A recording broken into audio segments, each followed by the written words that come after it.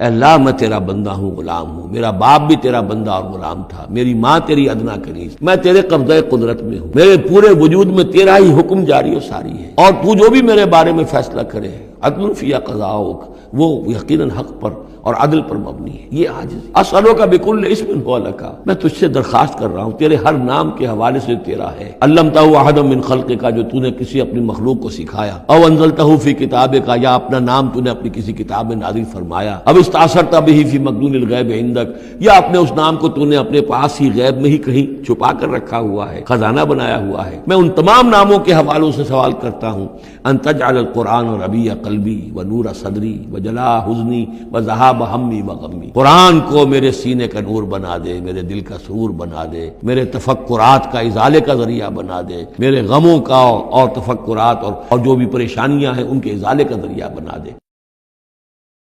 اے اللہ میں تیرا بندہ ہوں،